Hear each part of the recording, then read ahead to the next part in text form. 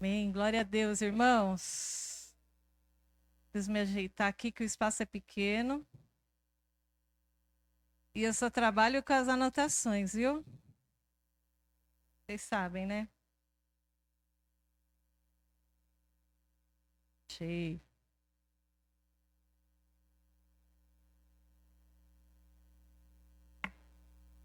É, as crianças podem subir para o cultinho, amém? Estão liberados. Antes de ler a palavra de Deus,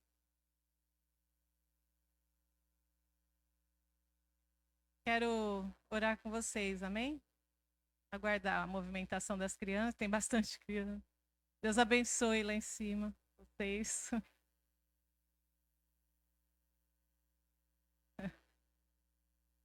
Amém? Quem faz a escala ano que vem coloca professor diferente nesse primeiro culto aqui lá em cima. Amém? Bem, olha só. Queria orar com vocês, amém? Para nós recebermos a palavra de Deus. E depois eu vou contar porque que eu vou falar desse assunto hoje com vocês, amém? Vamos orar? Senhor, nós agora vamos abrir a tua palavra, Senhor, e vamos fazer a exposição dela. Eu quero pedir, Senhor, a tua bênção sobre a vida dos meus irmãos, Senhor, em primeiro lugar, para que eles recebam a tua palavra com alegria, Senhor, como vinho novo, Senhor. E também a tua bênção sobre a minha vida, Senhor, que eu possa ser um canal dessa palavra, Senhor. Eu sei que eu não tenho nada em mim, Senhor, que possa se comparar à tua glória, mas eu me coloco neste momento para ser usada pelo Senhor. Abençoa esse povo, Pai, em nome de Jesus. Amém. Vamos abrir nossas Bíblias no livro de João, capítulo 2, do versículo 1 até o 11. Amém?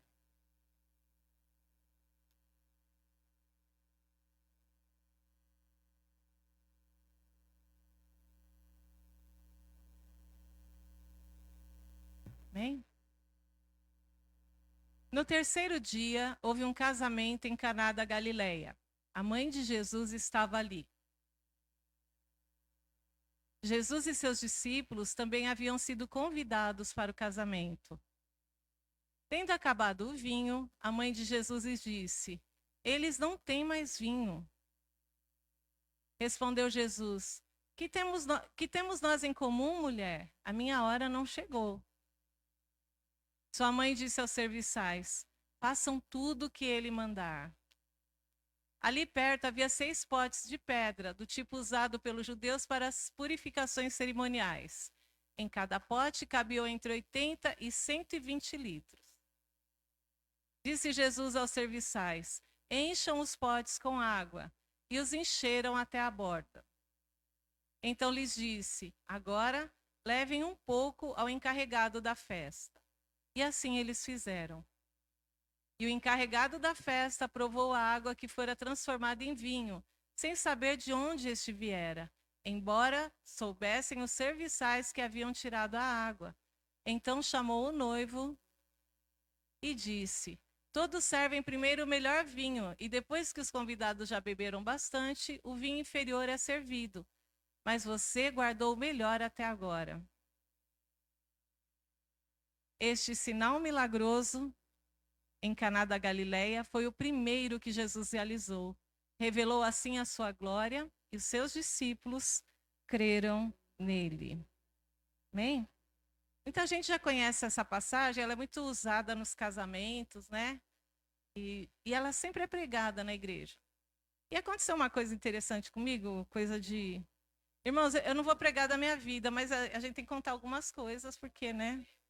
Afinal, aconteceu uma coisa comigo há cerca de um mês, mais ou menos. Estava com muita dificuldade de dormir, com insônia. E aí rola para cá, rola para lá. E de repente eu vi um negócio assim: vai beber vinho. Aí eu achei tão estranho.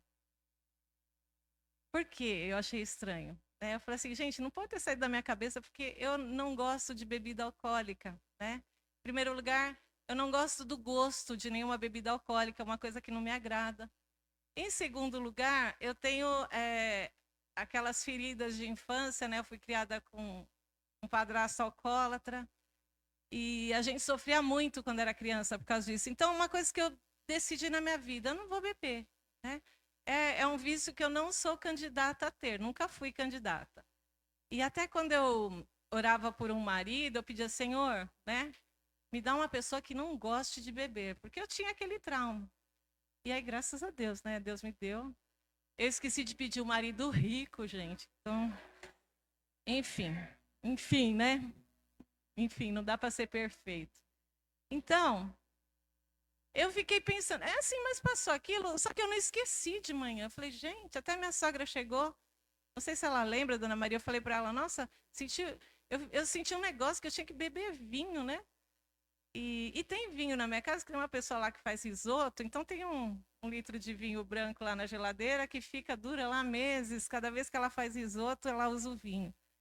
Mas eu não levantei, não bebi. Eu falei, para que eu vou beber vinho para dormir? Sei lá o que é isso, né? Mas eu fiquei pensando aquilo, eu falei, gente, acho que é Deus querendo falar alguma coisa comigo.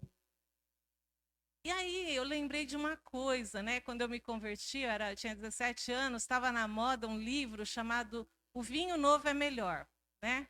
Quem é mais velho, acho que poucos aqui, né, de igreja, vai saber do que eu estou falando. É um livro que foi muito famoso lá nos anos 80. E, e a história desse livro. E eu ficava encafifada, né? Porque assim, livro, todo mundo fala, já leu O Vinho Novo é Melhor, O Vinho Novo é Melhor. E eu não tinha lido, porque assim, gente, na nossa época não tinha PDF, não tinha nada na internet, nem tinha internet, né? E a gente ia comprar o livro, alguém emprestar para a gente. Então, até eu chegar a minha vez na fila do empréstimo, né? Teve que ficar esperando. E, e a história do livro era assim: era um homem, ele era marinheiro, alguma coisa no mar, faz tempo que eu li, né? E um dia e ele era alcoólatra. E um dia ele teve um encontro com Jesus e a vida dele foi transformada. E ele começou a servir a Deus e muitos milagres aconteciam no ministério dele, né?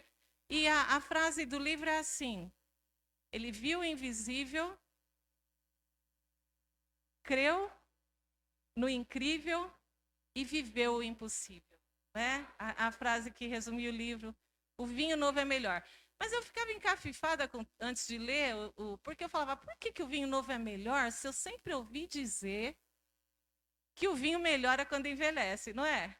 A gente não ouve dizer isso aí, né? O vinho só fica bom quando ele está mais velho. Não entrava na minha cabeça aquilo. Até que eu entendi que a referência era essa passagem aqui que nós lemos, né? A respeito das bodas de Caná da Galileia. Que foi o primeiro sinal que Jesus realizou. Foi o primeiro milagre que ele realizou, né? E eu já falei para vocês aqui, é importante a gente observar na Bíblia quando alguma coisa aparece pela primeira vez, né? Quando um sinal é marcado pela primeira vez, né? Tem um início, um princípio de Deus, né? A Bíblia, irmãos, ela começa e ela termina com um casamento. Vocês sabiam disso? Né? A Bíblia começa com o casamento de Adão e Eva e ela termina com as bodas do Cordeiro e sua igreja conosco, amém? Com a sua noiva, né? E quando um princípio é apresentado na Bíblia, ele traz consigo uma matriz de verdade. Tem uma verdade muito grande revelada ali naquele princípio, né? E Deus, ele sempre vai trabalhar com princípios, ele sempre vai se manter fiel aos seus princípios. E assim devemos ser nós também, né? Devemos ser pessoas de princípios, né? Então não adianta, né? A gente burlar um princípio e fazer tudo certo. Não adianta.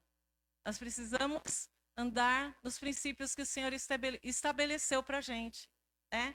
Porque se você erra no princípio e faz tudo certo, alguma coisa vai dar errado.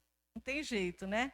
Então a gente precisa tentar entender quais são os princípios que Deus deu para a sua igreja. Por exemplo, né? Vou falar para você, vou dar alguns exemplos para vocês entenderem, né?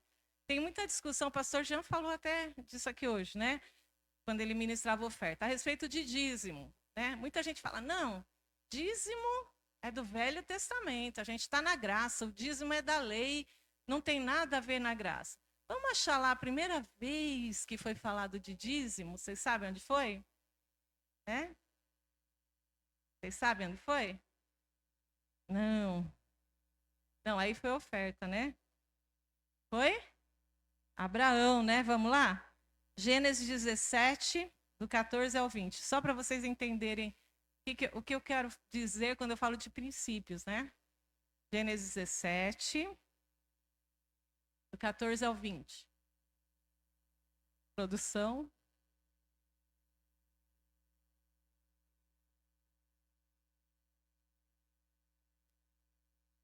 Não, não é isso não. É a minha referência que está errada, hein? É Gênesis 14, será? Desculpa, gente. É Gênesis 14, 20. Me ajudem aí. É, achei. É, não, ali, 14, 17. 14, 17. Inverti. Olha lá. Voltando a Abrão da vitória sobre Quedorlaomer e sobre os reis que a ele se haviam aliado, o rei de Sodoma foi ao seu encontro no vale de Savé, isto é, no vale do rei. Então, Melquisedeque, rei de Salém e sacerdote do Deus Altíssimo, trouxe pão e vinho. E abençoou Abraão, dizendo: Bendito seja Abraão pelo Deus Altíssimo, Criador dos céus e da terra. E bendito seja o Deus Altíssimo, que entregou seus inimigos em suas mãos. E Abraão lhe deu o dízimo de tudo. Abraão teve um filho chamado? E teve um filho chamado? E teve um filho chamado? José, né? Depois, 400 anos depois, nasce um homem chamado Moisés, que foi o que escreveu a lei, né? E ele instituiu ali o dízimo. Vocês entendem que isso aqui aconteceu mais de 400 anos antes da lei? Apareceu a palavra dízimo lá, é um princípio, né? Então, não se trata de ser da lei, ser da graça. Se trata que o pai da fé, Abraão, creu. E isso lhe foi imputado por justiça. E ele deu o dízimo de tudo que ele tinha, né? Então, isso é um princípio, o que estava no coração dele, né? A lei do Senhor já estava no coração dele, antes dela ser escrita por Moisés, né? Quando José estava lá no Egito também, né? Na casa de quem? Meu Deus, deu um branco aqui, do Potifar, né? E a mulher de Potifar se ensinou para ele, ainda não estava escrito não adulterarás. Só que no coração dele, a lei do Senhor já estava escrita, ele fugiu daquilo. Amém? Então é assim, né? Quando Jesus também foi questionado a respeito da carta de divórcio pelos fariseus, né? Quando a gente deve dar, não sei o quê. Não, Moisés permitiu a carta de divórcio. Aí o Senhor Jesus respondeu, olha, ele permitiu por causa da dureza do coração de vocês, mas não foi assim desde o princípio. Ele fala, quando o Criador os fez, eles fez, né? Homem e mulher, os dois se uniram, se tornaram uma só carne. O que Deus uniu não separe o homem. Ele vai lá para a criação, ele vai para o princípio, ele vai para o início e mostra qual era a vontade de Deus para o seu povo. O que ele queria, né? Já tinha na palavra de Deus um princípio do Senhor, né? Ele leva lá para a criação, porque é lá onde está o propósito que o Senhor tem para as nossas vidas. E aí Jesus, então, principia seus milagres em um casamento, né? Por que vocês acham, né? Porque Deus trabalha em aliança. É assim que o Senhor trabalha na nossa vida, Ele trabalha em aliança. E o maior símbolo de aliança que existe na Terra é a aliança entre um homem e uma mulher quando eles se casam, né? Deus, Ele não está preocupado assim, ai, meu amor, né? Com aquelas homenagens da internet, fotos se beijando, né? Beijos e abraços. Deus está preocupado com quem honra a sua aliança. Amém? Mais do que a aparência, Deus se preocupa com a honra da aliança, né? E o que acontece naquele casamento? O vinho acaba antes das núpcias, né? Antes dos noivos se retirarem, o vinho acaba no meio da festa, acaba, né? E aí a mãe de Jesus vem e fala para ele, né? Olha, né? Acabou. Por que ela veio falar isso para ele? Porque ela, desde que ele nasceu, ela já tinha recebido, né? Desde a concepção dele, mensagens a respeito de que Jesus seria o Messias, que viria para mudar a história do povo de Israel. E aí Jesus, ele transforma a água em vinho, né? Eu fui até fazer uma pesquisa aqui, eu vou ler isso para vocês, porque eu achei bem interessante. Isso aqui acho que a Daiane não vai conseguir traduzir, porque, Daiane, ia ser difícil. Você dá uma resumida aí. A água é composta, é formada, né, por 2 átomos de hidrogênio e 1 de oxigênio. Vocês sabem, né? A molécula de água, H2O. Isso você fala, H2O, água, né? O vinho, irmãos, eu vou ler para vocês aqui um negócio que é assim, a molécula do vinho. C6H12O62CO2 mais 2C, 2H60. Isso é o etanol das bebidas, né? Composto de 86% de água, 12% de álcool, 1% de glicerol, meio de ácidos orgânicos, meio de outras substâncias, açúcares residuais, taninos, antioxidantes, voláteis aromáticos. Um limão ou tangerina ou maracujá tem 150 moléculas aromáticas. Já no vinho, fica entre 700 e 1.000, né? Então, tem muita coisa aqui, ácidos orgânicos, cinzas, potássio, cálcio, magnésio, ferro, manganês, cobre, zinco, lídio, rupídio, sulfatos, fosfatos, cloretos, compostos fenólicos, enfim.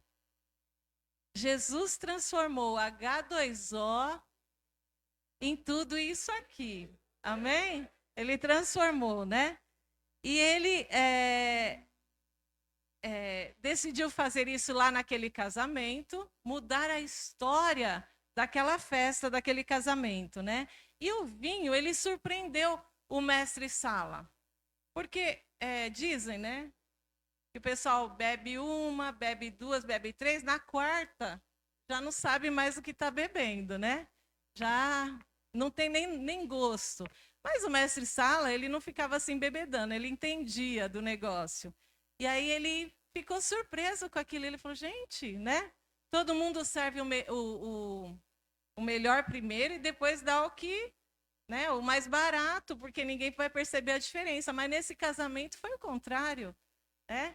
Primeiro veio o ruinzinho, depois veio o melhor, né? O vinho novo é melhor, né? Esse vinho, irmãos, ele é maior em abundância, ele não acaba, ele é maior em qualidade, amém? Ele é sempre bom, né? E ele representa, Jesus quis representar uma coisa aqui para eles, olha, o vinho velho, até aqui, vocês bebiam, era a velha aliança. O vinho novo vai ser a nova aliança, que eu vou celebrar com o meu sangue. Amém? O vinho novo representa a nova aliança do Senhor para o seu povo, para a sua igreja, para mim e para você. É isso que o Senhor quer, né? Então, Jesus ele inaugura uma era nova, né? E ele traz um vinho cuja glória, né, não se desvanece como no Velho Testamento, quando Moisés subia, né, e recebia a presença do Senhor lá no monte, ele voltava, o rosto dele brilhava.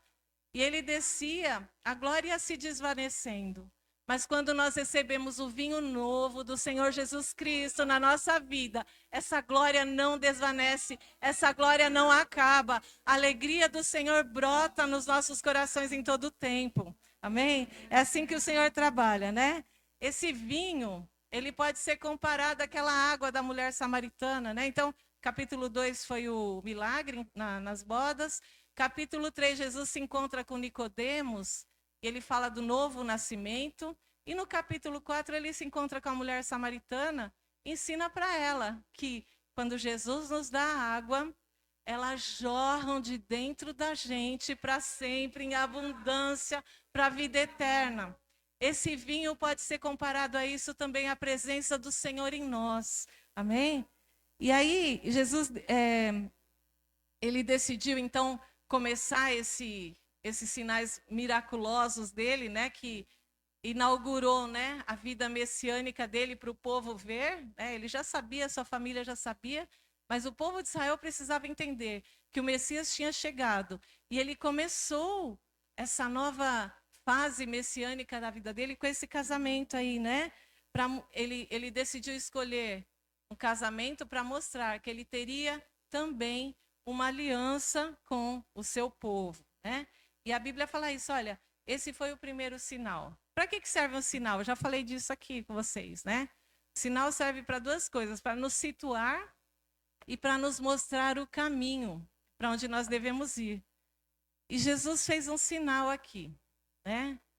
Eu estou no Evangelho faz bastante tempo, eu já passei por várias fases da igreja, de vários sinais, já falei isso aqui também para vocês, né? E a igreja, infelizmente, irmãos, muitas vezes, e até eu era jovem também, né? Muitas vezes eu queria ir para a igreja para ver os sinais acontecendo. Então teve a fase do dente de ouro, né? Que muita gente, eu testemunhei, irmãos, muita gente recebeu o dente de ouro, dente de prata, né? Na igreja que eu congregava. Já participei de uma época que as pessoas recebiam oração e caíam, né? Alguns caíam da presença do Senhor, outros eram empurrados, outros entravam na fila para cair de propósito, mas tinha gente que recebia mesmo, né? Eu lembro que teve uma vez que a gente estava passando uma situação muito difícil, e aí os irmãos da igreja foram na nossa casa, e aí levaram óleo da unção, e eles ungiram lá a nossa casa. Pôs no dedo, assim, só uma marquinha, né? Colocou uma marquinha. Aí o dia passou, não sei se você lembra disso. Passou no outro dia, eu comecei a olhar aquilo lá, o lugar da marca, e aí começou a brotar óleo ali. E o óleo descia, e o óleo descia. Eu falei, gente, não é possível. Esperei o Marcelo chegar e falei, olha isso aqui. E o óleo descia, irmãos, nos dias seguintes. O que eu quero dizer para vocês? A gente não pode ficar embriagado com os sinais. Sabe por quê? O sinal, ele só aponta um caminho, ele aponta uma direção. Aquele óleo na minha casa estava apontando que a presença do Senhor pode trazer unção para as nossas vidas. Amém? É assim, né? Aquelas pessoas que caem, eu sempre falei isso, gente, eu não gosto desse negócio de cair, caiu e levantou a mesma pessoa, né? Por quê? Porque quando a pessoa caiu, se foi na presença de Deus, o velho homem tem que cair, ela tem que se levantar uma nova pessoa. Por isso que a gente não pode ficar preso nos sinais. Amém? Nós devemos sim. Muita gente está, olha os sinais da volta de Jesus, fica procurando na internet, dá até dor de cabeça, porque tem muito sinal, né? O mundo está em convulsão, o mundo está convulsionando. O Senhor está voltando, Ele está às portas, né? Para que servem os sinais, gente? Para a gente olhar e pensar. O Senhor está voltando, eu preciso pregar o Evangelho. Eu preciso levar a palavra de Deus a muitas pessoas. É para isso que os sinais existem, né? Para nos orientar, né? Então, os sinais, irmãos, eles são apenas sinais, não mudaram. Não virou avivamento, né? Como diz. Não, é um sinal apontando. Avivamento é quando o Espírito Santo habita dentro de você. Amém? Então, Jesus, o sinal que ele fez aqui, ó, mudou a água em vinho. Ele não mudou o estado da água, ele não mudou para sólido, gasoso, ele mudou a natureza da água. Como eu li para vocês, né? Uma molécula virou tanta coisa, né? É assim o evangelho. Ele tem que mudar a nossa natureza, aquilo que nós somos. Ele tem que mudar, ele tem que transformar. Esse foi o grande sinal de Jesus, a transformação. E esse sinal aponta para uma verdade espiritual maior. Nós precisamos ser transformados pelo toque de Jesus. Amém? É isso que ele quer fazer na minha vida e na nossa vida. É isso que ele faz sempre, quando nós nos encontramos com ele, né? Então, nós precisamos sempre prestar atenção na transformação e não nos sinais, né? Como eu falei para vocês, o nome do livro é O Vinho Novo é Melhor. Quando a gente bebe desse vinho, a nossa vida fica melhor. A nossa família fica melhor, nosso trabalho fica melhor, nosso ministério fica melhor, a nossa saúde fica melhor, nós ficamos melhores. Esse é o sinal, quando nós bebemos deste vinho, né? Vocês viram, o mestre Sala percebeu, esse vinho está diferente, ele está melhor, né? Embora quem serviu ali soubesse o que tinha acontecido, ele não sabia de onde tinha vindo aquele vinho. Irmãos, a transformação não precisa ser falada por você para os outros. Quando Jesus transforma, quando nós bebemos desse vinho, todo mundo percebe. Tem alguma coisa diferente, está melhor.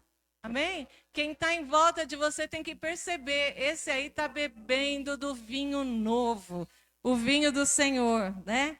E esse vinho ele vai trazer mais unção, mais graça, mais fé na nossa vida. Você vai acordar com o coração agradecido, louvando ao Senhor por mais um dia que Ele te deu, né? O vinho novo não envelhece. Tem crente que está, perdi o primeiro amor, né? Se arrastando. Não, eu sou de Jesus, sim. E se arrasta, né? Quero dizer para vocês, o vinho novo não envelhece. Não é, seu Paulo? Amém? O vinho novo não envelhece. Quando a gente se alimenta, quando a gente toma esse vinho novo, a gente não envelhece. Caleb tinha 80 anos já, né, gente? Quando ele saiu do deserto, ele falou, não, nós vamos conseguir, né? Foi a geração mais nova que tomou Canaã, sim, mas foi liderada por um homem mais velho que estava encharcado de vinho novo. Amém? O vinho novo não envelhece. A gente precisa manter, né, a continuidade, a qualidade desse vinho na nossa vida. É isso que eu quero dizer, né? Às vezes, irmãos, as coisas acontecem e a gente fica meio entristecido mesmo, né? Com muita coisa que acontece na nossa vida e vai perdendo o vigor, vai perdendo a força, né? Vai perdendo o ânimo. Mas o Senhor quer nos renovar, Ele quer nos dar o vinho novo. A gente precisa buscar a presença do Senhor e esse vinho, né? E não desanimar, não arrefecer, não ficar para trás, né? Não ficar parado. Às vezes as coisas estão difíceis na nossa vida, mas a gente tem que seguir caminhando, né? Você pode olhar, né? Pode estar andando pouco, olhando para trás, mas não parar nunca. Nós não podemos parar, nós precisamos andar, né? Nós cantamos aqui que nada para a igreja do Senhor, mas a igreja precisa estar ligada no doador de vida, no Senhor Jesus, né? Então, quando às vezes a gente passa por situações difíceis, como eu falei, e acaba desanimando, né? Jesus pediu para separarem as talhas lá e encherem de água, né? Essas talhas eram talhas de pedra, elas eram escavadas na pedra, né? Para escavar uma pedra, você imagina a força que é, né? Como se machuca aquela pedra. Eu e você somos talhas que fomos escavados muitas vezes pelas dores, pelas dificuldades, pelas desilusões. Mas, irmãos, precisamos estar abertos para receber o que o Senhor quiser colocar em nós para nos encher. A água que Ele quiser colocar, o vinho que Ele quiser colocar. Amém? A talha não reclama. E a gente gosta de reclamar, não é verdade? A gente gosta de ficar lá reclamando o tempo todo, né? Então, às vezes, o Senhor permite algumas dificuldades na nossa vida, algumas dores na nossa vida, porque a gente se acostuma com o vinho velho. A gente volta para o vinho velho, né? Eu tinha um bully, como eu falei, eu tenho que falar das minhas coisas, que eu não sei da tua vida, então eu tenho que falar da minha, né? A Simone já está rindo porque ela sabe o que é. Eu tinha um bully que ele estava sem tampa e com o bico torto. E a gente faz café todo dia em casa, né? Mas para mim estava bom aquele bully ali. Né? Tinha perdido a tampa, não sei onde, tinha quebrado, lembrei. Quebrou a tampinha e tinha entortado, porque caiu, o bico estava torto, caía tudo para fora. Gente, estava bom para mim, não estava nem... Aí a Simone um dia eu acho que ela não faz café, não sei, ela pegou e mandou um bule novo, igualzinho o meu. Ela mandou um bule igualzinho o meu, novinho. Mandou para minha casa, tá um bule para você que teu tá feio, né? Para mim não tava nem feio, mas... Aí quando eu comecei a usar, eu falei, gente, o bule tem tampa, demora mais para esfriar o café. Gente, não fica caindo no... Eu falei, ai, Deus. Irmãos, a gente se acostuma com coisa ruim. A gente se acostuma com vinho velho.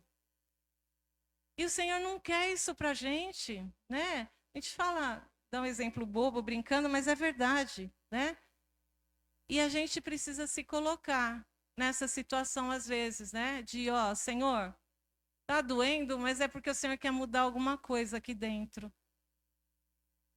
Tá doendo, porque eu acho que eu estou precisando que o Senhor mexa em alguma coisa aqui para limpar, para que eu possa receber mais do teu vinho, mais das suas coisas, né?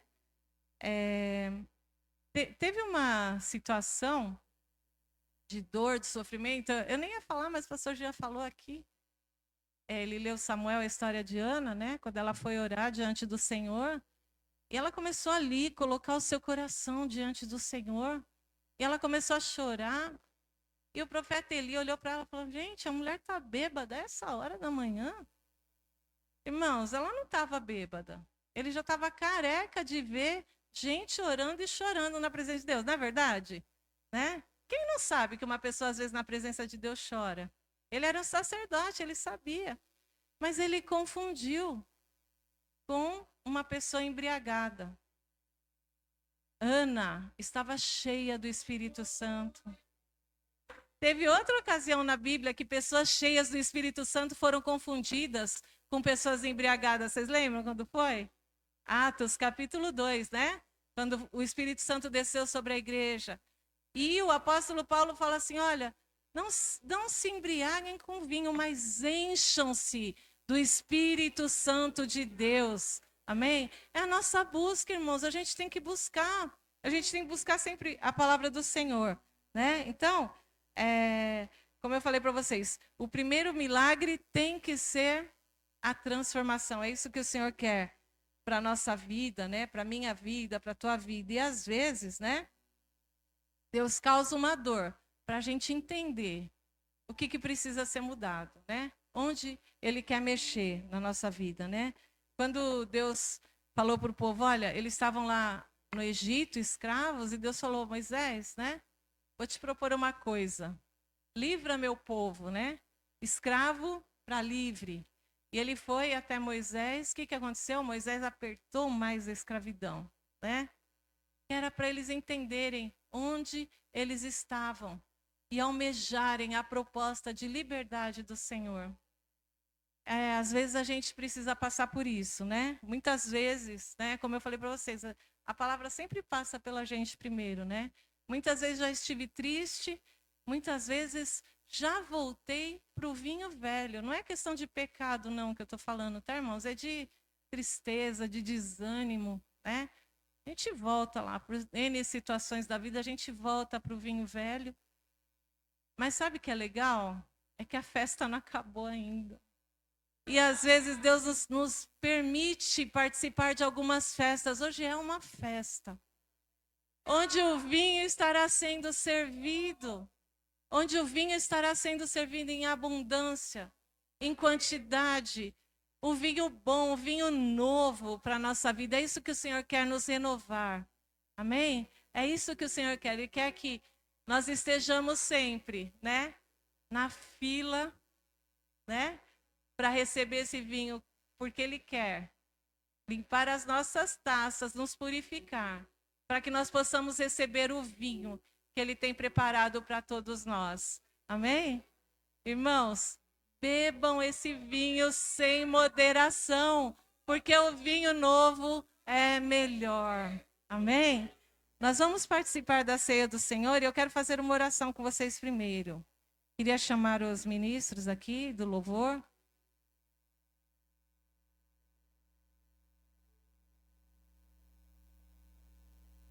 Pastor Jean, né, que vai ministrar a ceia.